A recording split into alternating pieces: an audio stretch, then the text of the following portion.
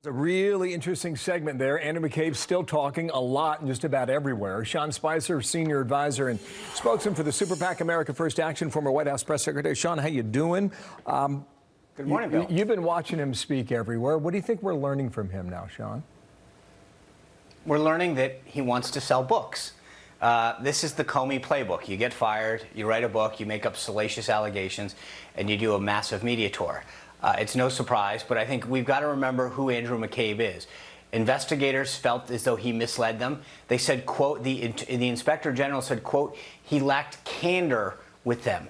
And so this is a gentleman who has a history of misleading investigators, of not being straightforward.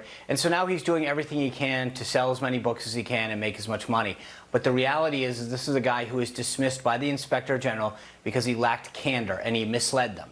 So, I think the viewers, wherever he is, have to keep in context who this individual is and the playbook that he's following. So he did NBC yesterday morning. He did CNN last night. It was MSNBC this morning. But I want to go back to The View and pick up on this exchange that got a lot of attention. This is Meghan McCain with a very specific question. Watch here. Were you ever a leaker to the New York Times? Absolutely not. No, not in any time ever.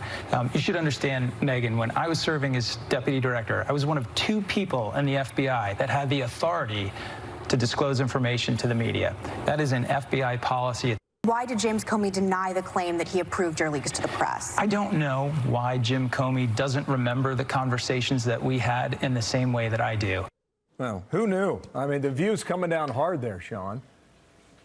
Yeah, that's a first. Of all places. But exactly. But the thing that's interesting about that exchange is the nuance. He says he didn't leak, but then he goes on to explain why he was authorized to disclose and talk to the media, meaning that in his mind, he doesn't view what he said as a leak because he was authorized to do it under the way that the FBI is structured in terms of who can talk to the media. So he's not denying that he talked to them. What he's saying is he didn't leak to them. And that's a very interesting nuance. Okay. We'll see where that goes. Did you follow this story with the Covington Catholic, right? Where the Washington Post got a $250 million lawsuit. I just want to read a couple excerpts from the lawsuit that we picked up so far. Number 1, here we go. The Post engaged in a modern-day form of McCarthyism to claim leadership of a mainstream and social media mob of bullies which attacked, vilified, and threatened Nicholas Sandmann. Here's another one. The Post ignored basic journalistic standards because it wanted to advance its well-known and easily documented biased agenda against President Donald J. Trump. What do you think this is teaching us, Sean? What do you think of the suit that's been filed on behalf of Lynn Wood? Well, I hope that he wins, and I hope that this is just the first of several to come. This is a teenager who was accused of these heinous things, and as they said in that lawsuit, basic journalistic standards weren't followed. From now on, every Google search will follow him wherever he goes, and many of the other students that went to Covington, because the Post and countless other media institutions didn't do the basics. For all of these institutions that decry fake news and attacks on the media, here is example number 1 why people have lost faith in the media. They continue to perpetuate stories as long as they further the narrative that anybody that's a conservative or that supports Trump should be convicted and condemned. That was their crime, that they wore a MAGA hat, that they wore a Make America Great hat. That was what the Post realized. Once they saw that hat, then he was guilty. He needed to be convicted and condemned, and they went all in after him. A 16-year-old kid is now tarnished forever because they've not only failed, it's not that they failed to follow journalistic principles. They didn't want to do it because they wanted to make sure that they got this kid. Well, in this case, perhaps you have a point there. But all media is not bad, and it was your job to stand up for the president in your position, but also to be fair to the reporters who were covering him.